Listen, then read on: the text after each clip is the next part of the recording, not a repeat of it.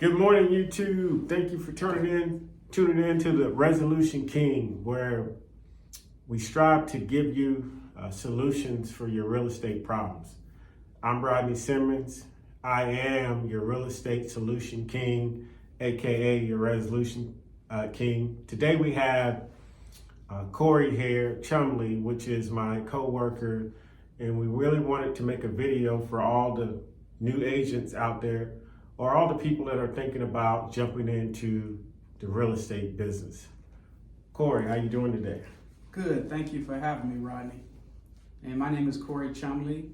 My moniker is I'm the integrity broker or the integrity agent.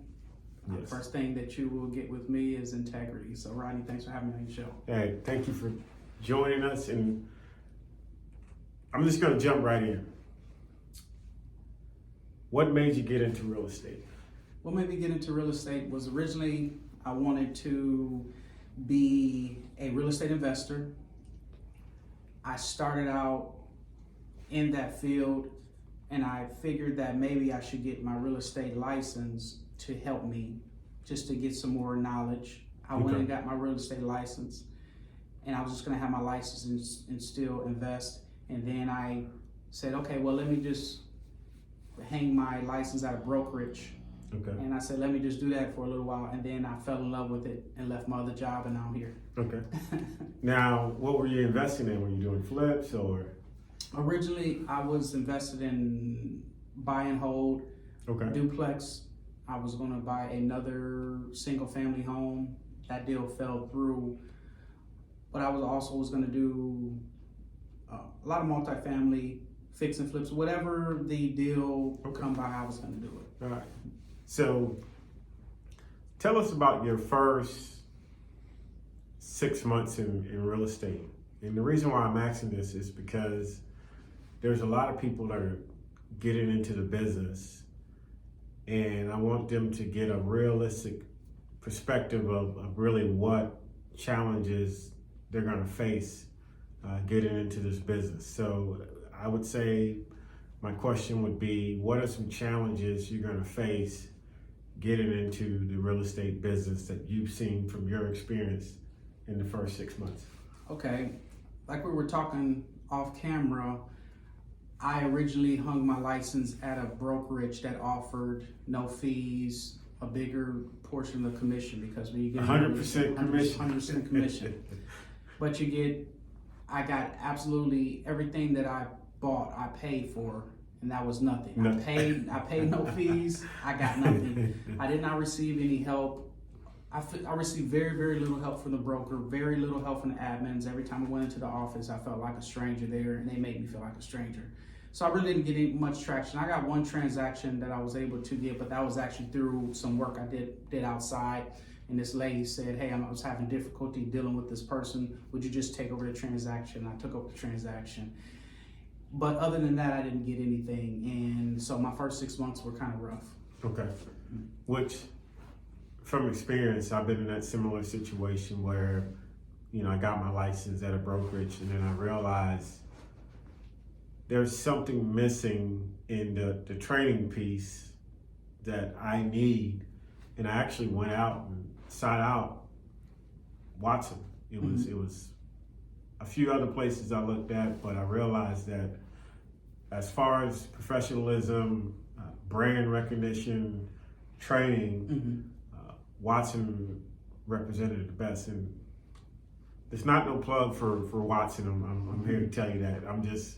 We're just having conversation, and we really want to give something of value to the people that are really thinking about getting into real estate. And I know, Cory, you mentioned earlier about what someone told you about when you got into the business of real estate, and if you could share that with the people. Absolutely. I was at a get together, and this girl, actually, she works for Watson down in the Port St. Lucie area, and she said she didn't seem like a super dynamic personality. She seemed like a regular girl and just living her life. She didn't have that super salesman type of attitude. And she said, all you have to do is stay in for 2 years and I'm doing well. I just been in 2 years, because after 2 years, usually most of the agents drop off and they don't have longevity. So I think my biggest thing is sticking with it, and not quitting no matter how hard it gets.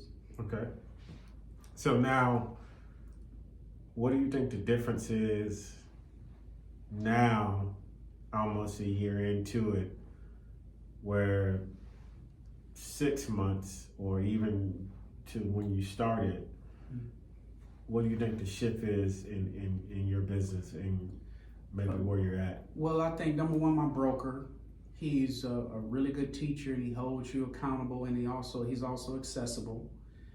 Number two, being around people like you and other agents who've been doing this for a long time, because as I see them work, I work. It's an accountability type thing. In some brokerages, no one's there, so there's not the attitude, there's not a workmanship in the office. And I believe that was the biggest shift. And now when I come into the office and I see Rodney here and he's on the phone, and I see another agent, they're on the phone and they're doing something, I know I have to get to work and do something. Yeah. And so that's kind of like that camaraderie that makes you go hard and make you work and make you do things and make stuff happen. So to flip things a little bit for people that may be thinking, okay, well, they've gotten their license, they're kind of sitting hanging. Mm-hmm. How were your friends and family towards you once they realized now you're a real estate agent? Honestly, your friends and family are going to deal with you based on the relationship you have. If you were always a resource to them in other business aspects, they will trust you. If you were just someone who maybe worked at the factory or worked at Amazon, delivering or something like that, which is not a bad situation. It's a great for them. And you go into something of a more professional, sales oriented type of field. Yeah. They may be a little bit leery, and actually that's what I've gotten with my family. They've been leery. My friends and family have not been the biggest source of help for me. So I went through my sphere of influence. I let them know what I was doing, but they almost kind of treated me like I was doing multi-level marketing, like I was trying to sell them some tea.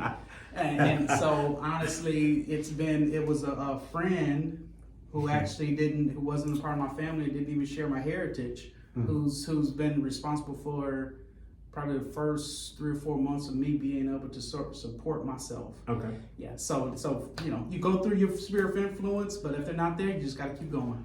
So something I want to say, something that I tell my daughters this all the time. Mm-hmm. Trust is to be earned. Mm-hmm. And the same thing in real estate. You're dealing with large transactions to people, and I really want to tell new people getting into the business, earn the trust, earn people's trust, earn that ability, show them that you're going to be trustworthy, and if they can trust you, I guarantee you they're going to do transactions with you. Mm-hmm. And a lot of times people, sometimes they want to separate the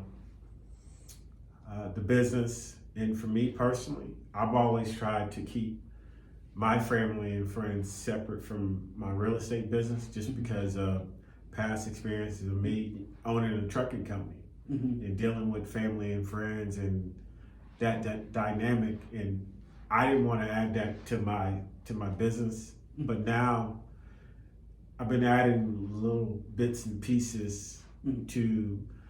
And a lot of times it's tough situations where it could be credit situations, it could be just last minute things, and say, hey, you know what? I got you. I'll take care of that. But if you do those things, then the better things are gonna come around. Mm-hmm. So now thinking about your first year being in business, what are some other things that you do now, as far as, do you farm? I am not farming at this time because I'm building my farm system, and I'm building the how-tos of farming, because there's a lot in real estate. Okay. again, I've had my license for a year, but really about 6 months of real true business I've done. Okay. And there's a lot of things to learn, and hopefully, I plan on January begin my first foray into real farming. Okay. I do volunteer at schools. Okay. I'm doing those types of things. Me and you, of course, are Toastmasters, and we're in the same club. That's a part of farming.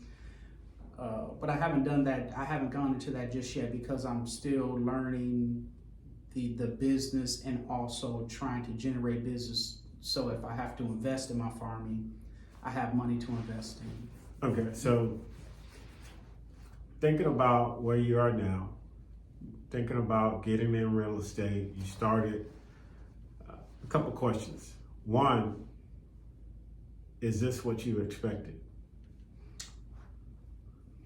It's exactly what I expected. And I expected I expected my learning curve to be different based on my personality. Okay. Mm-hmm. Now, the other question I want to ask you, is there something you would do differently knowing what you know now versus if you would have jumped into business kind of knowing what you know right now at this point? And can you share some of those things with the audience? Well, absolutely. I guess, like I said before, if